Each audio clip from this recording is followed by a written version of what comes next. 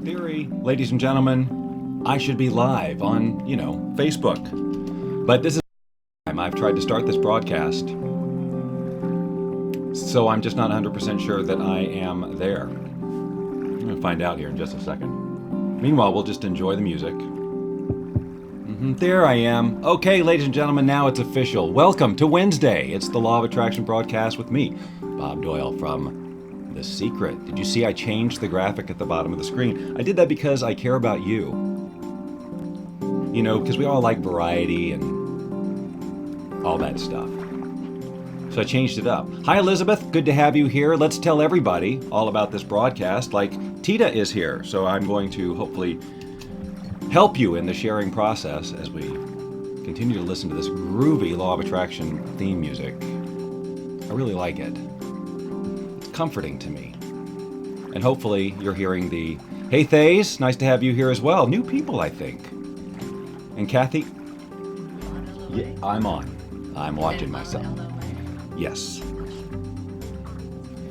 Security around here is god-awful. People just walk in and out during a live broadcast over and over.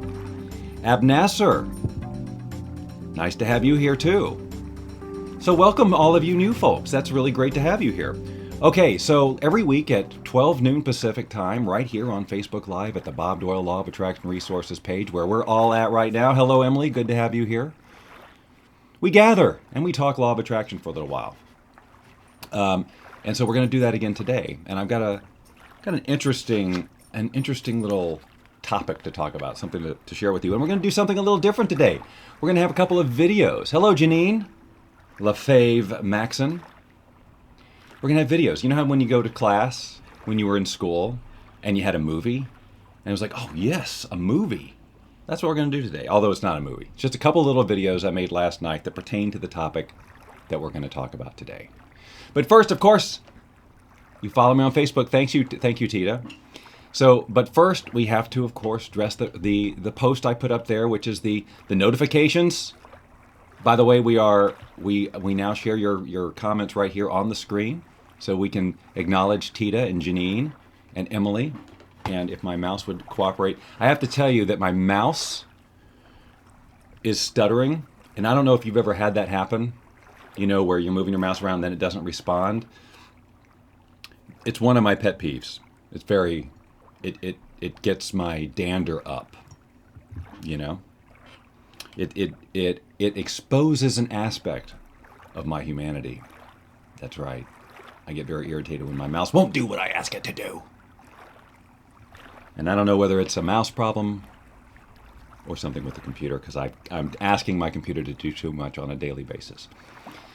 Exciting news in the broadcast front today, because today marks the last day that I will be broadcasting with this particular version of this software, which is churning away at my computer CPU like crazy, with the newer version of this software called Wirecast, which should be a lot CPU friendlier and make my life a whole lot easier on every level and allow me to have more eye contact with you without having to look all over the place in order to change screens.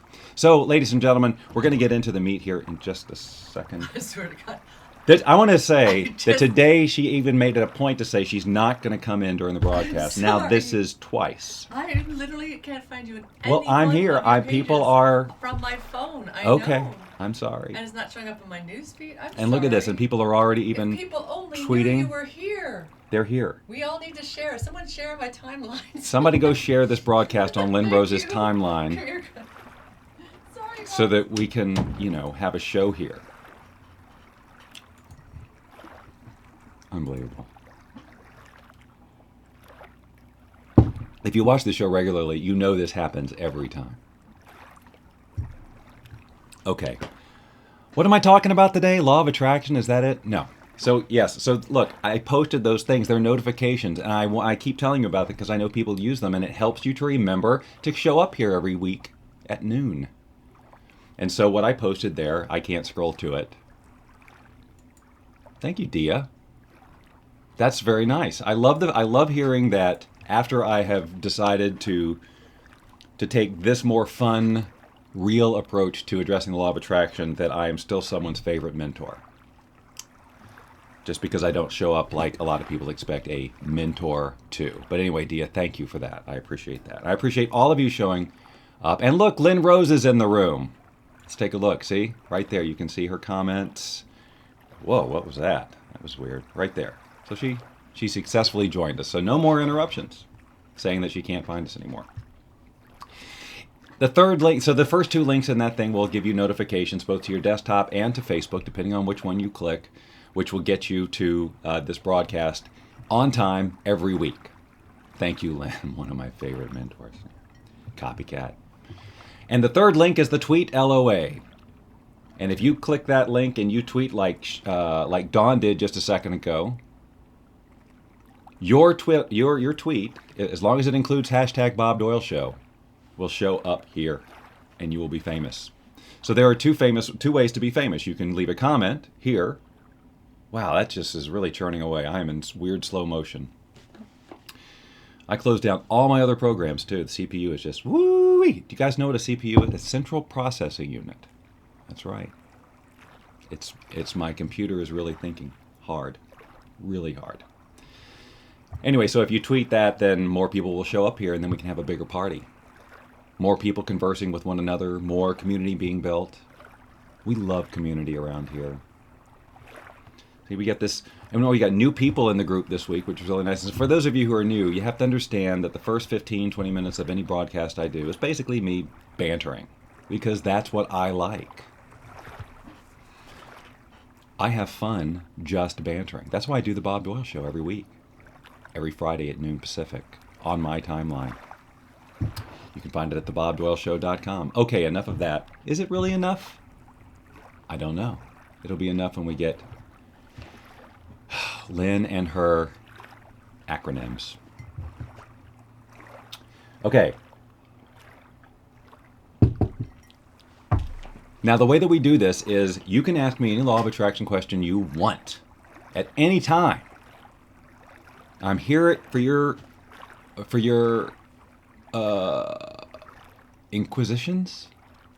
Wouldn't it be awesome if Monty Python burst in right here and just said, "Nobody expects the Spanish Inquisition"? That would make my day. I'd take the rest of the day off. I wouldn't even do all the voiceover work I have to do today. And I would just tell the clients, look, guys, I'd love to do your voiceover work, but Monty Python... Nobody expects the Spanish Inquisition.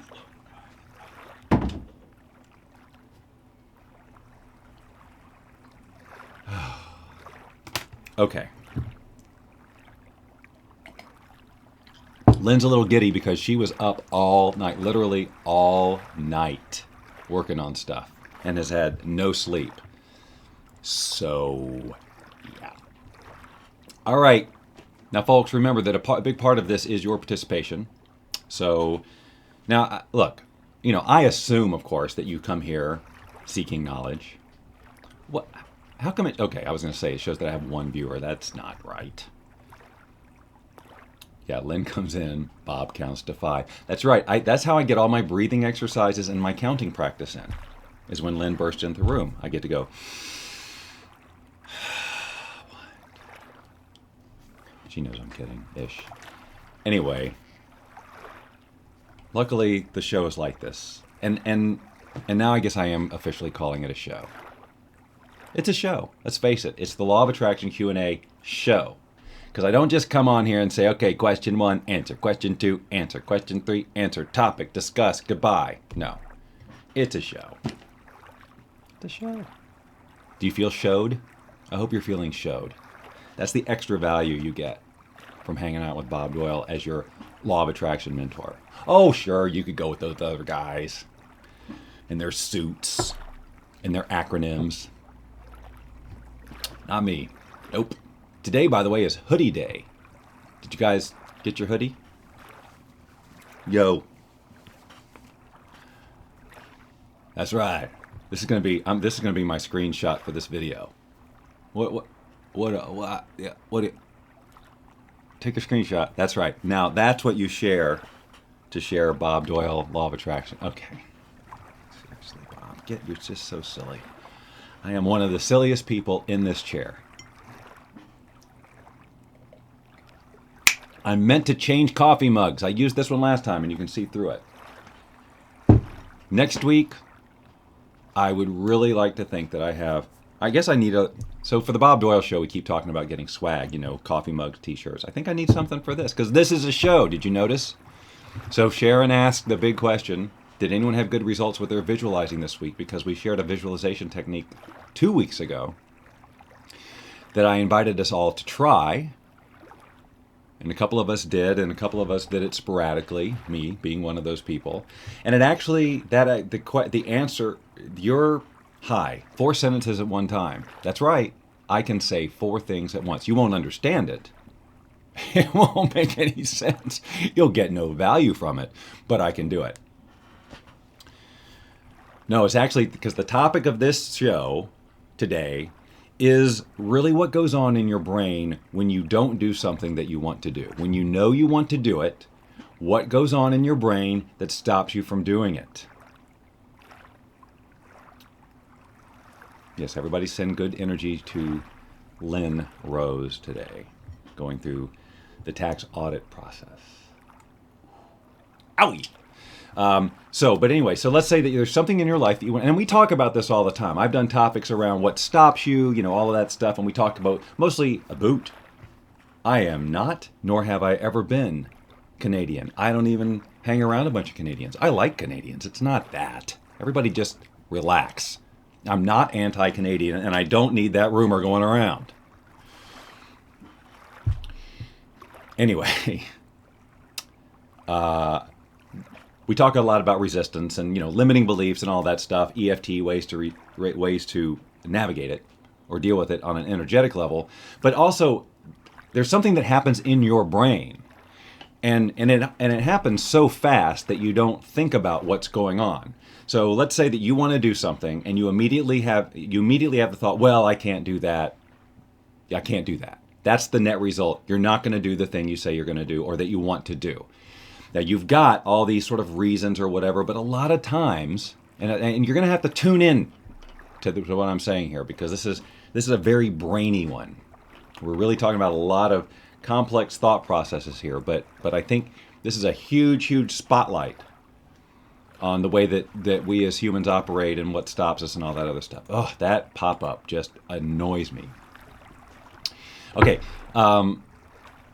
because yes, there's resistance and all that stuff that's energetically happening, but when we look at it from like literally a biological point of view, there are things that happen in your brain which is wired biologically. It's got grooves, it has neural pathways that determine a lot of our automatic behavior and the way that we think about things and the way that we process situations and beliefs and all of that stuff. It all happens so fast to get from I want to I can't have. And we can look at your ego saying this and trying to keep you small. All that's true. However, from just a brain chemistry point of view, there's other stuff happening. And that's kind of what I want us to look at today, so that next time you're up against a situation where there's something that you want to do and you automatically rationalize your way out of it, for whatever your surface reasons are, I'm inviting you now to dig a little bit deeper. Hello, Lorraine. Yes, I'm okay. Thank you for asking. Marion, it's okay. I'm just getting started. Okay. That's right. It's been 17 minutes. I'm just getting started. That's what makes this program so cuddly. Don't you think that's a good word for this? And the Bob Doyle Show. We're just cuddly. Cuddly and giggly. It's all about cuddles and giggles. I think that's what I'm going to have on my t-shirt. The Bob Doyle Show. It's about the cuddles and giggles. Maybe not the cuddles. I mean, giggles for sure. I really am thinking about putting that in there. Because I think, ultimately, I just want people to giggle a little. They don't have to laugh, laugh, laugh. Giggling is nice. Giggling is like the cuddling version of laughing. That is a strange analogy. But somehow in my mind it works. And really, isn't that all that matters?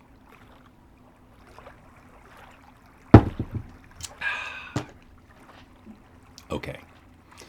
So I'm going to, as I always do, lead by example. I'm going to tell you what I'm talking about by demonstrating how this has shown up for me.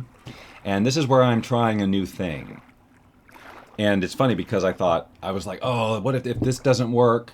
The same thought process went on in my mind that I'm illustrating here. Okay? Like why I wouldn't play these videos for you. The same thought processes of why I shouldn't, when I want to, go on.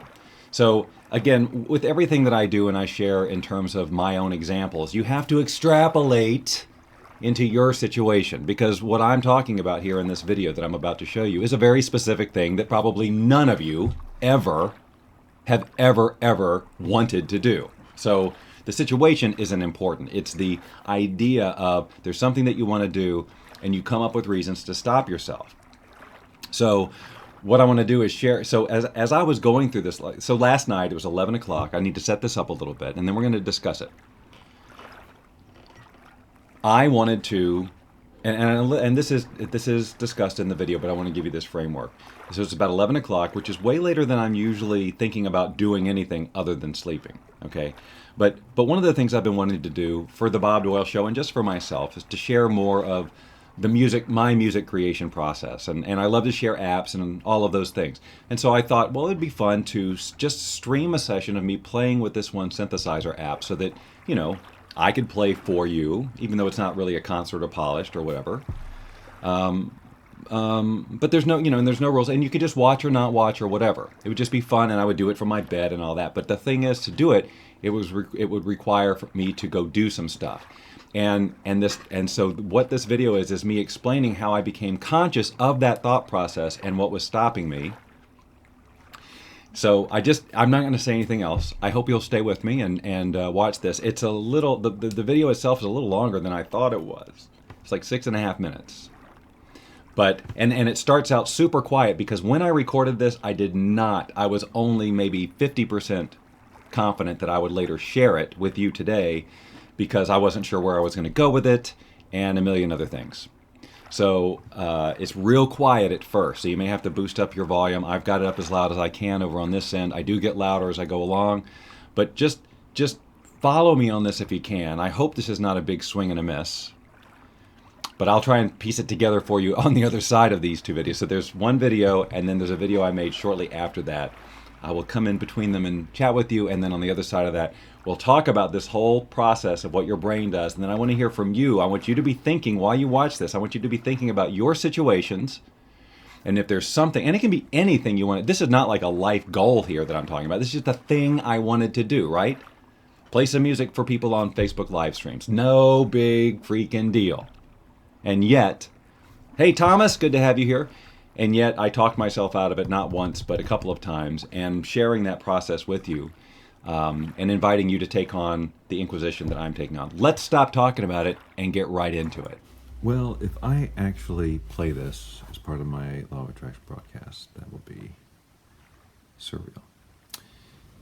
It is 11 something. I can't see the clock because I'm being blinded by this light. Wrapped up like a deuce.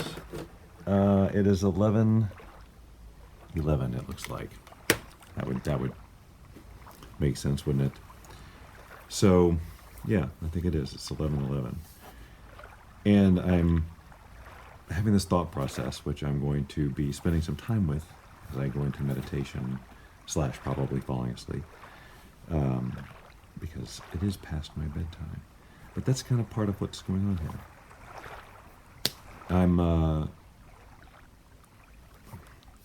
I'm going to sleep now because I'm tired.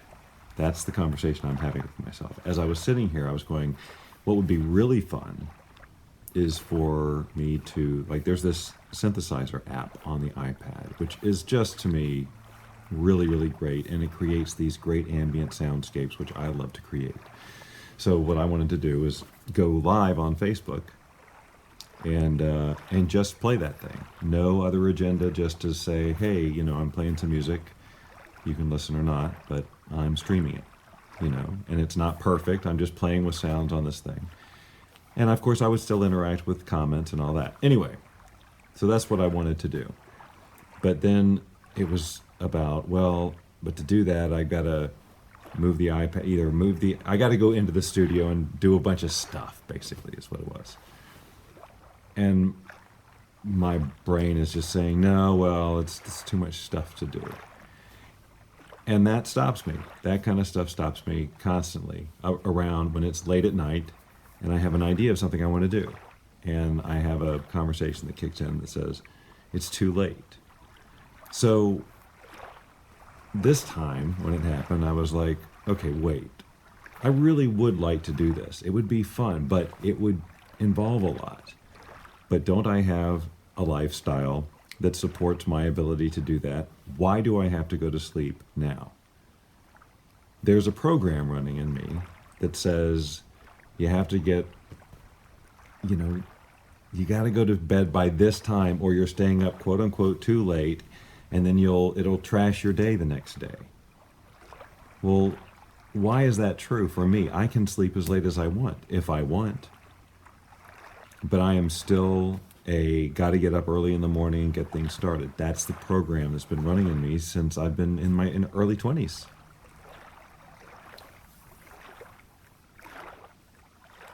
And the idea of sleeping until 10 or 11,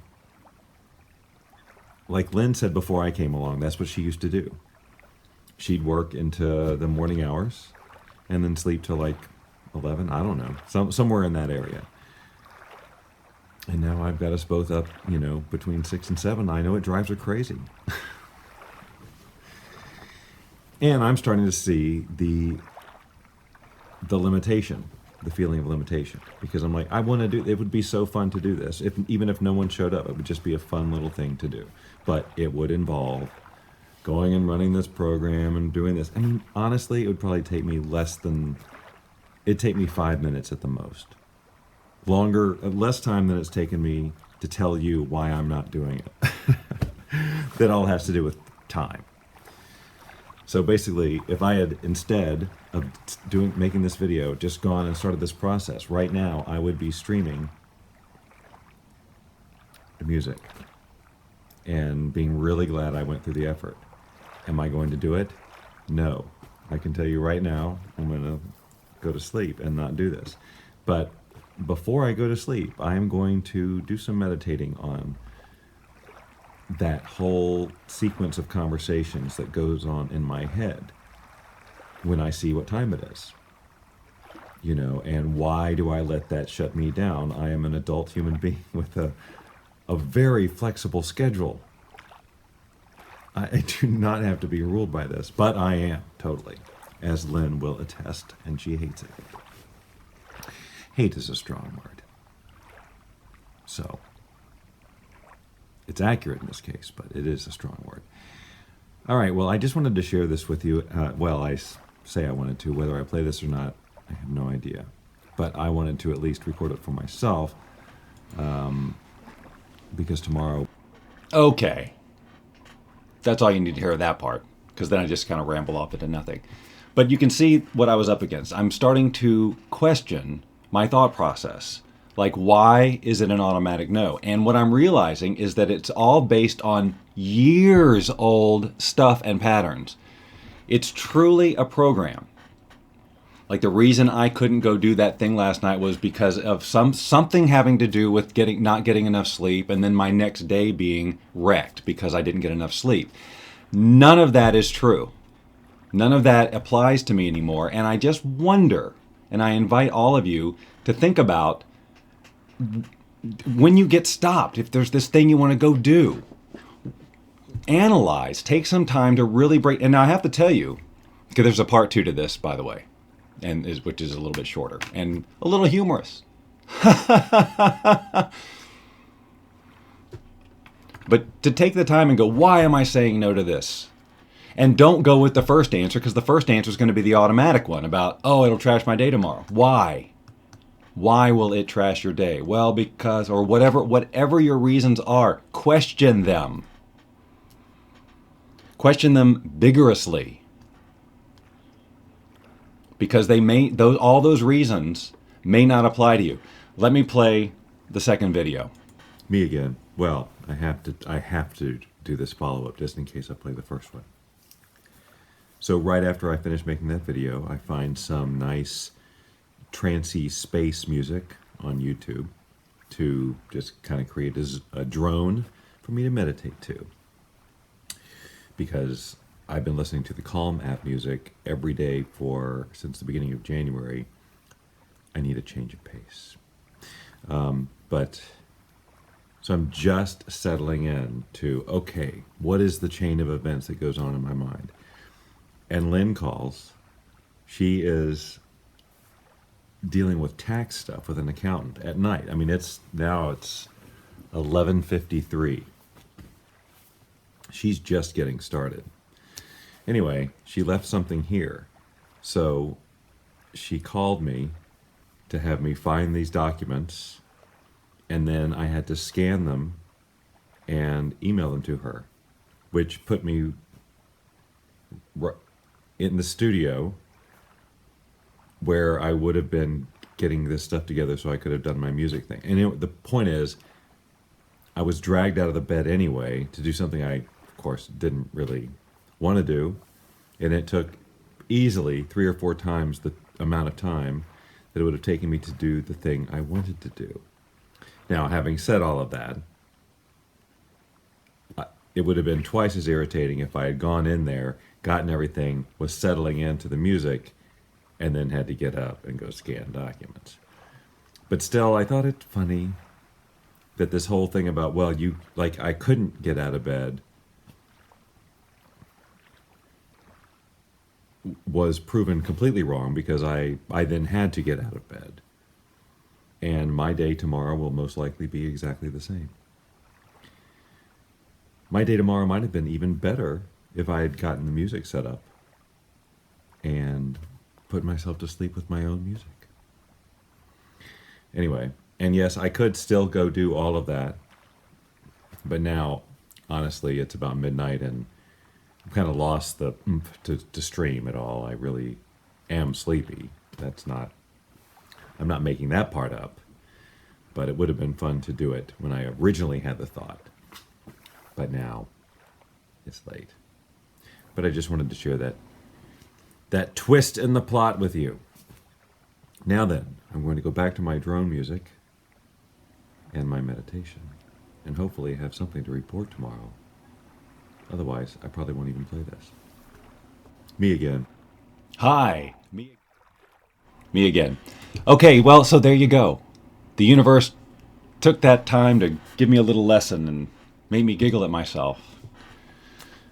Hi, Jeffrey. You're late. If you just got here, and so you probably don't know what the heck you were just looking at. But that's okay. Doyle in the Dark. That's right. It's a new segment. Thomas, now see, you have to understand that the insecure part of me is looking at your comment with the big Z going, boring. This is the most boring Law of Attraction broadcast ever. This is so boring. I'm going to tell everybody how boring this is, and no one will ever listen to your show. It's the most boring thing ever. I have to put snores in it.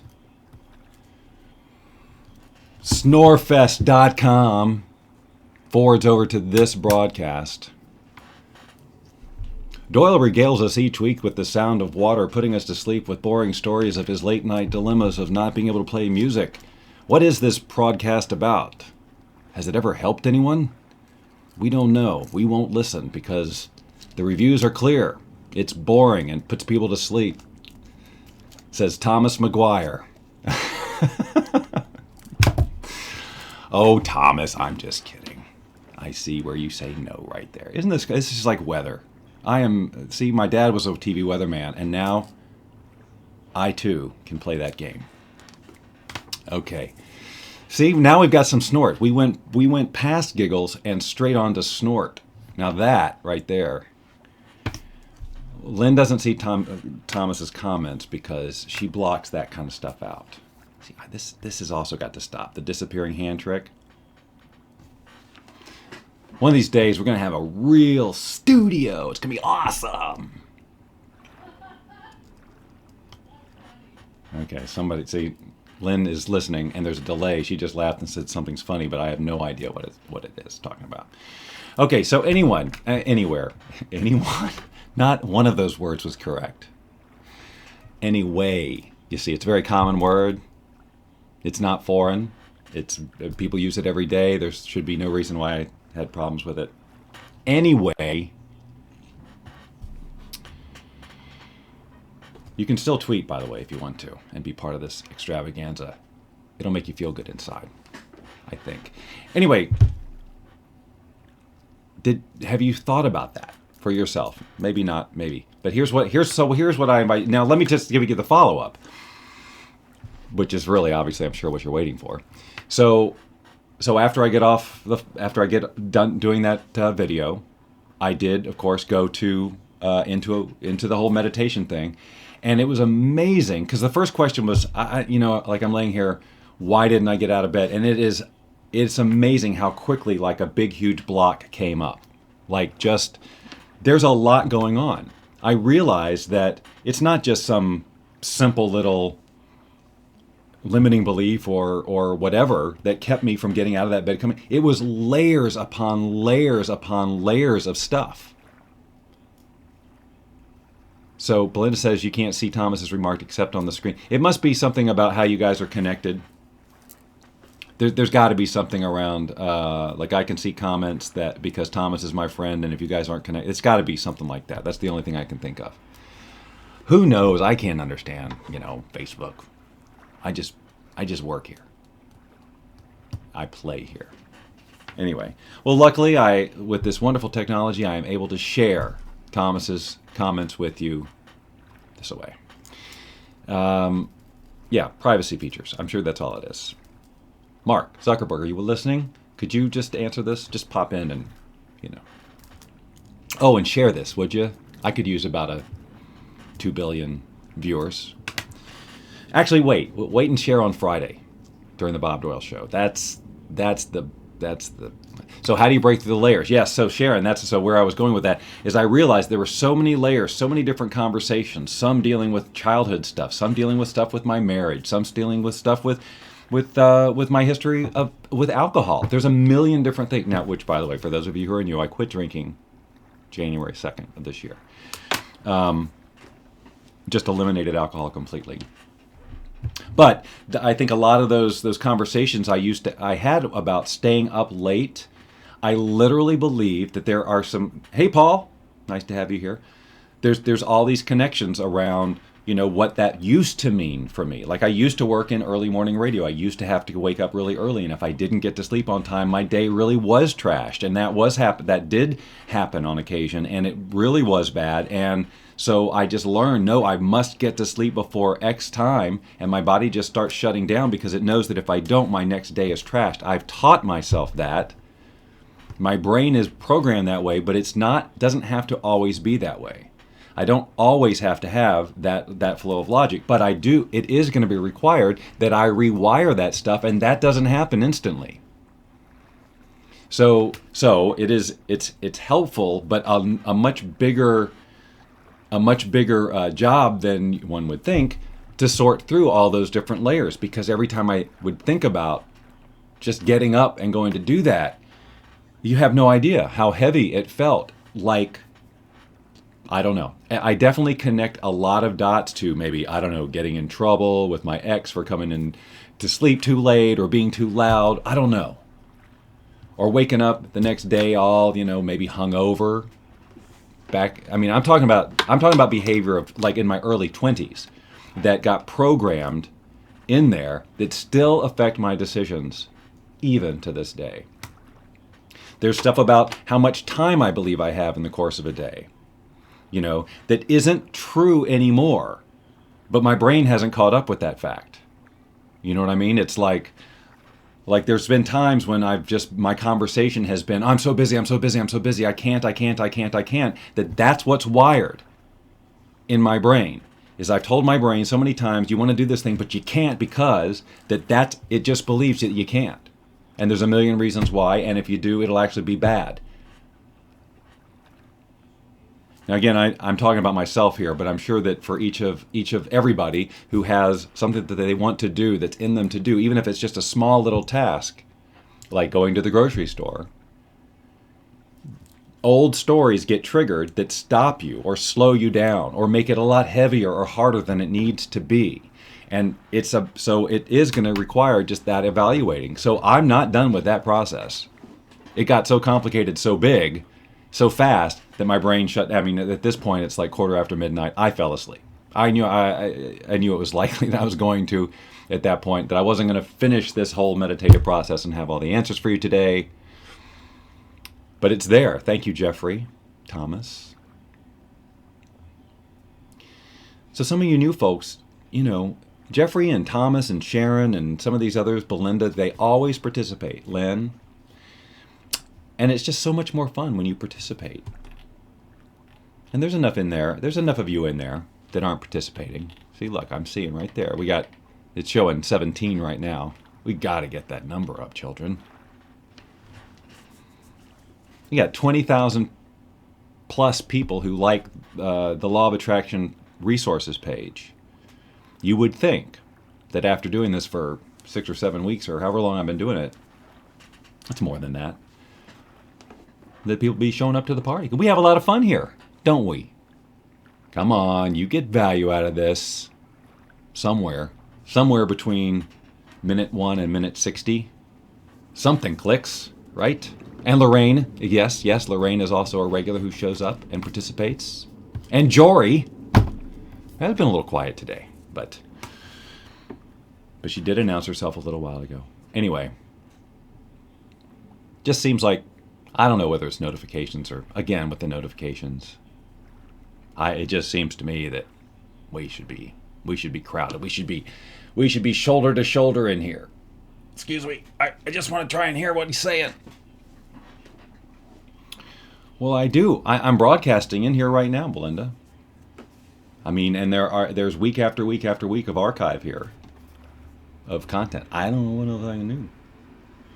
Actually, someone would tell me, well, now's a good time to advertise on Facebook. This isn't a moneymaker for me, I don't do this to generate any revenue, as most of you know, or some of you anyway.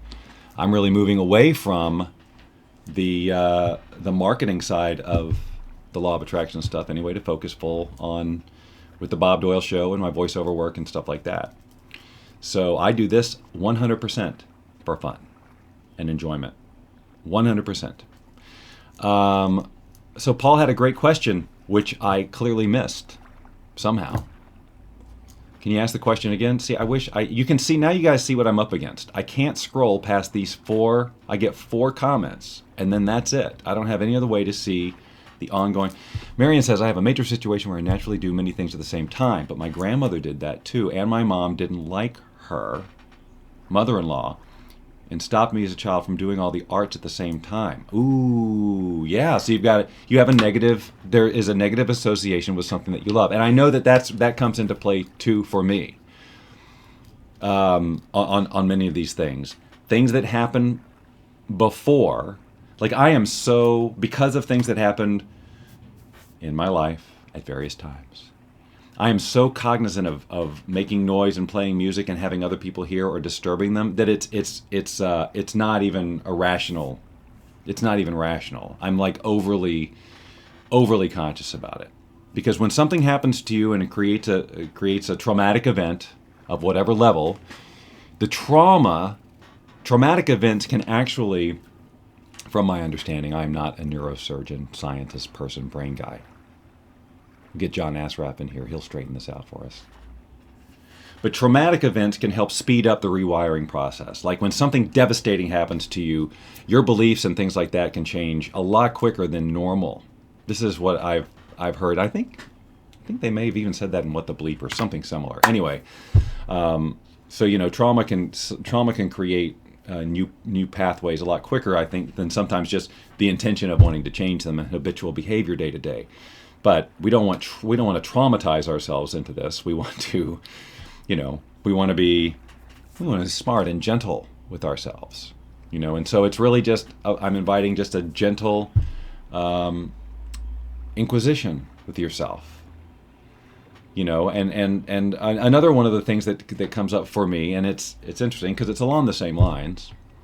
And it gives me a clue of a place to look. And the reason I'm saying any of this is because sometimes when you look at the things that you're stopped on, there's a common thread between them, even though they seem very different.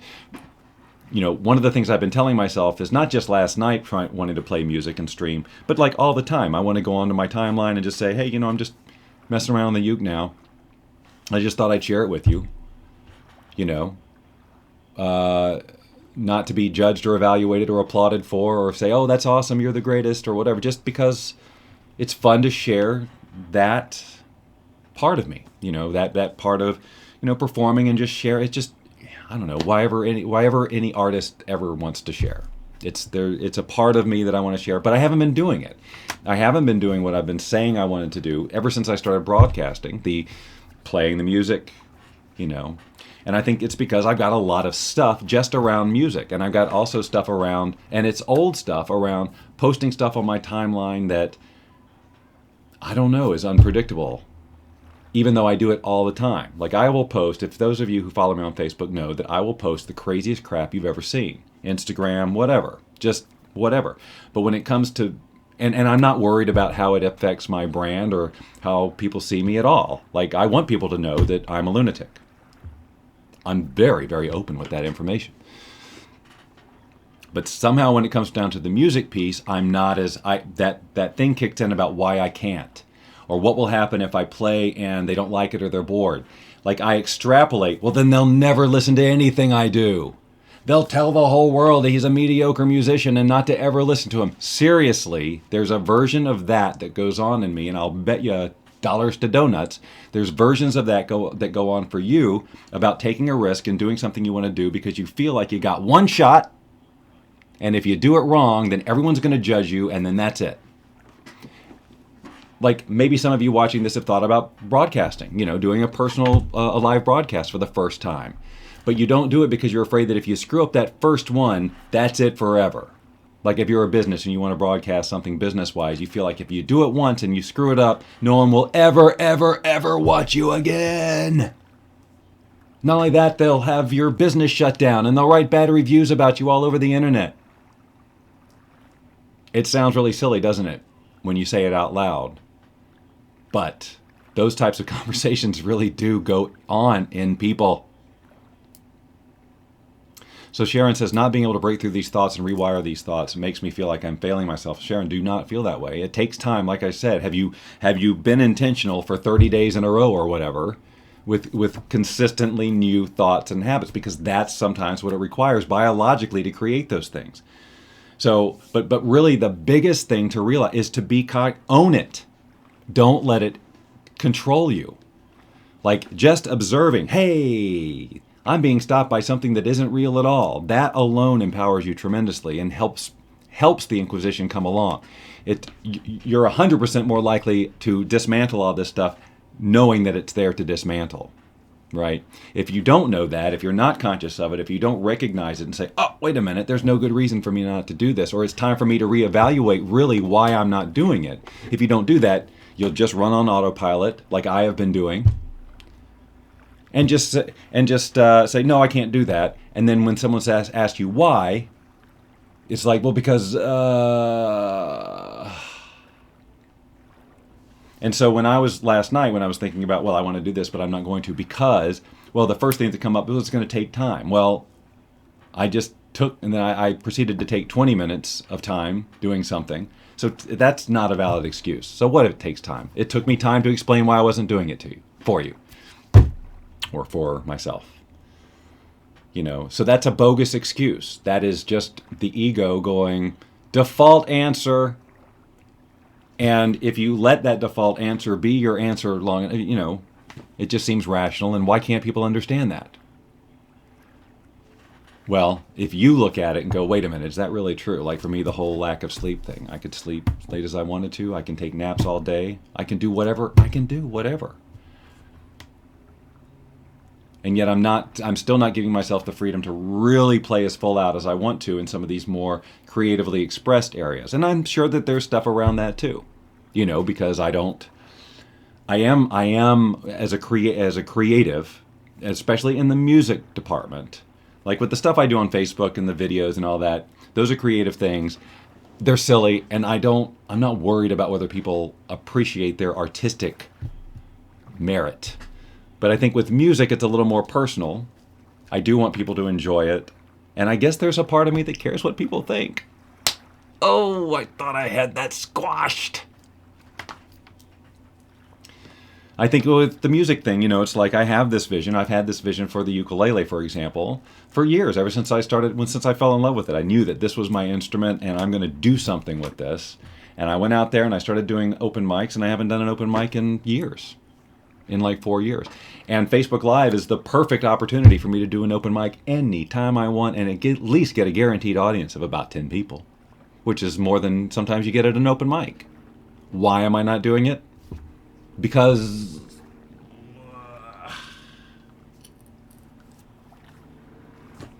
so I'm just inviting you to look at the reasons you don't do those things and see if you can come up with a real answer.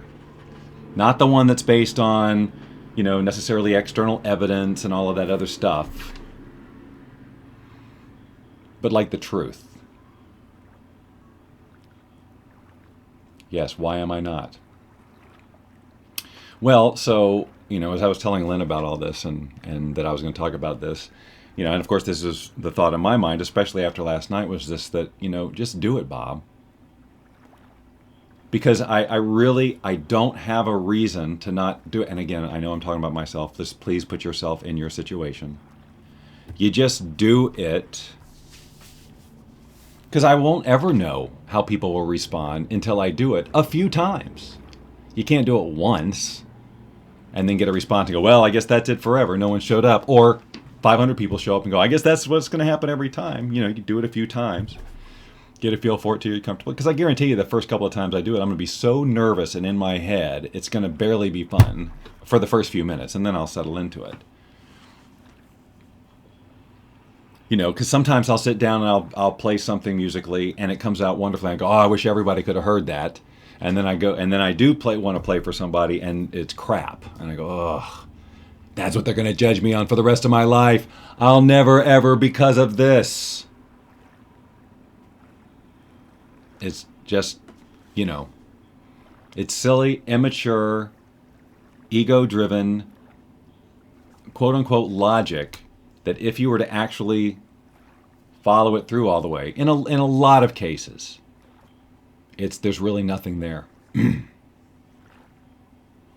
Lynn Rose, for those of you who aren't familiar with her, the way to break through is by getting into action, even if thoughts come up. It's the practice of moving past the doubts and fears and limiting beliefs and doing it anyway. Absolutely, like my first show, and all of those things. You have to step through that fear. It's like I keep talking about personal broadcasting and the value that it can have in your life if you get past the fear.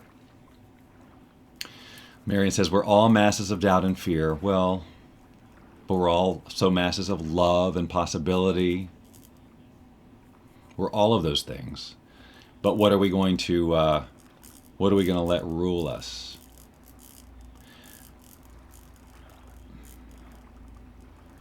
Lynn shared a video with me yesterday that I know you've all seen things like this, but basically it's around the whole being at the end of your life, and it's not about regretting what you did, it's about regretting what you didn't do. There's just no denying that. Megan says, when it's your own art and music, it's like your pride and joy, so it is more personal. Yeah, absolutely, because then I feel like, well, this is birthed from me, and if you don't like it, you're judging, my child, or you're judging a part of me, And the thing is when I do the Bob Doyle show, I do it with abandon, and I don't care, or without abandon, whatever. That's a weird expression that I'm really not qualified to use it.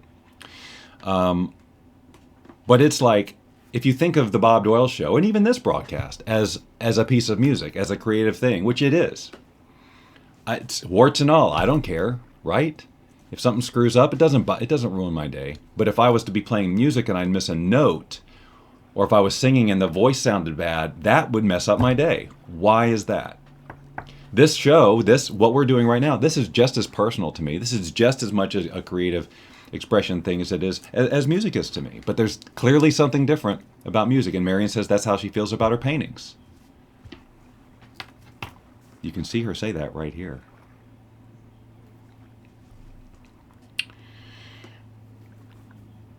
So I guess I'm, this is this week's invitation for you. I send so many invitations. I should get a subscription to Evite. Why so desperate for the need for acceptance that worries you and takes away happiness by too much worry? Yeah, and you know what, Lorraine? It's like, I feel accepted. It's not that. But what is it? And that's the Inquisition. Because is it really realistic for me to think that if I play a wrong note during a 90-minute improv thing where I'm clearly just making stuff up as I go along, is it really at all rational or reasonable to think that if I screw up something or it doesn't sound the way I want to, that it's truly going to ruin any long-term musical endeavor goals? No, it's not rational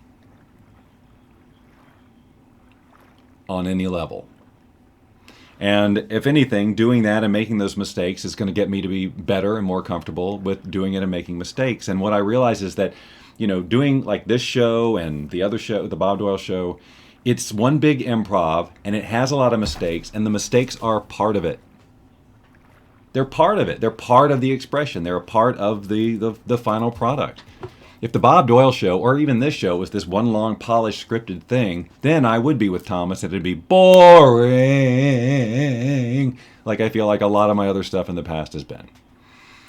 When I look at some of my Law of Attraction, like webinars or pre-recorded stuff that's just, just trying to be Bob Doyle from The Secret and not a lot of personality, it's not as fun. Dawn says, perfection is not a goal, it's a trap. That's freaking awesome, Dawn. I hope everybody gets that. Yeah. So yes, Lynn underlined my mistakes are a part of it stuff. When I watch a musician, or anyone creative, or sharing themselves in any way, it could be a musician, it could be a speaker, it could be whatever it is, whatever you do, that is your expression. When I watch somebody doing that, if they don't make a mistake, it actually makes me feel good. It is actually, wow, they're human, and they're freaking awesome. There's something that makes a person who makes a mistake, an honest mistake out there, more approachable, more identifiable, more relatable. That's not to say that if I went to the symphony, I'd love to hear everybody play out of tune and strings break and all that crap. That's not, but you know what I mean. I mean, it just, if you watch someone who is flawless, you go, I could never do that. As opposed to watching someone who is human and makes mistakes and go, thank you for the inspiration.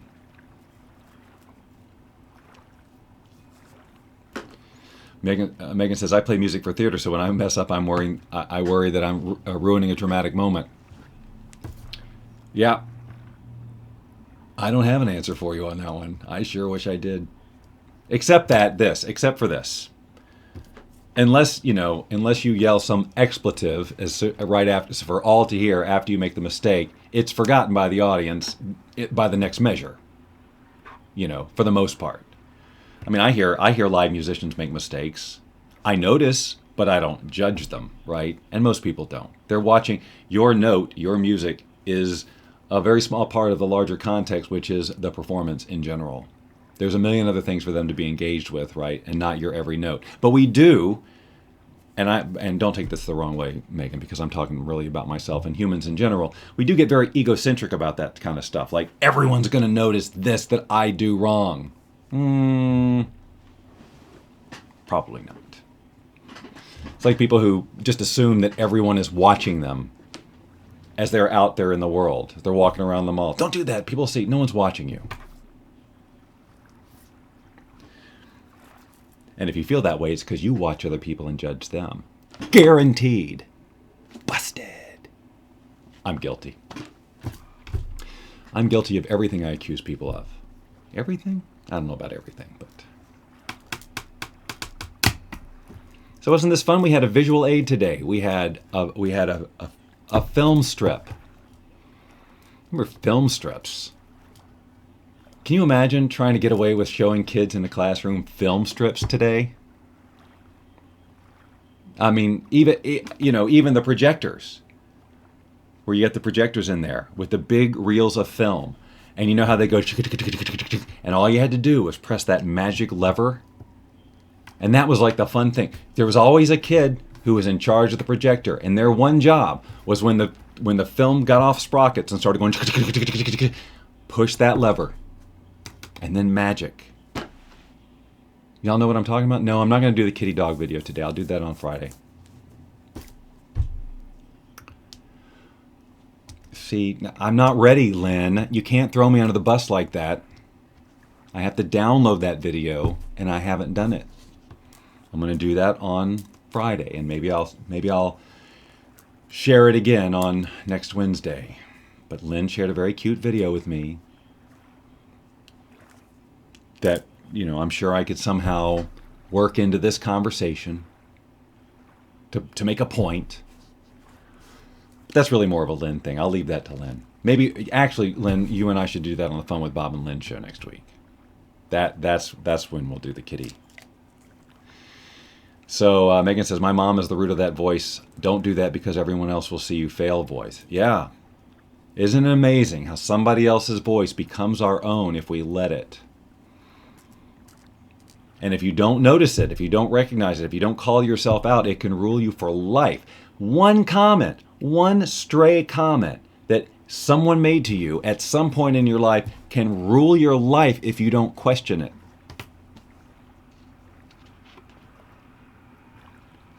All right. I'm trying to catch up on Sarah's here, wanting acceptance from everyone. Yeah. Yeah, I think there's a large part of my voice says I don't care about acceptance from everyone, but I think as human beings, there's some desire to be accepted on some level. It doesn't rule me, that's for sure. Otherwise, I wouldn't be doing the Bob Doyle show, and I wouldn't be doing this how I'm doing. I wouldn't be doing my life right now the way I'm doing my life. I mean, I think I definitely want to find the tribe who gets the direction I'm going now, like you all, who I appreciate so much. I really, really just can't tell you how much I love coming here every week to do this and hang out with you guys, and on Fridays too with the Bob Doyle show. I love it. I love it so much. Okay, well, I think I've left you with lots to think about, and hopefully we can reconvene on all of this next week and see how everyone's doing. We can share with one another, and we'll keep working on that visualization technique. And I know I also said, now look, Brandy just tweeted, but I'm just about to end. Hi, Brandy, nice to have you here, but I'm leaving now. The visualize and then do it. If you don't know what I'm talking about, I'm not going to explain it. How about that? You can watch the replay of the last 2 shows, and then you'll be like, wow, why haven't I watched these replays before? This guy is awesome. Okay. Here you go, Bob. What'd you think if I sang out of tune? Would you stand up and walk out on me? Jeffrey Miller with a Beatles reference, just in the nick of time. Okay. I'm out of here, ladies and gentlemen. I will see you on Friday at noon Pacific. Yes, on my timeline or at thebobdoyleshow.com for The Bob Doyle Show. And we've got a crazy packed episode for you on Friday. You don't want to miss it.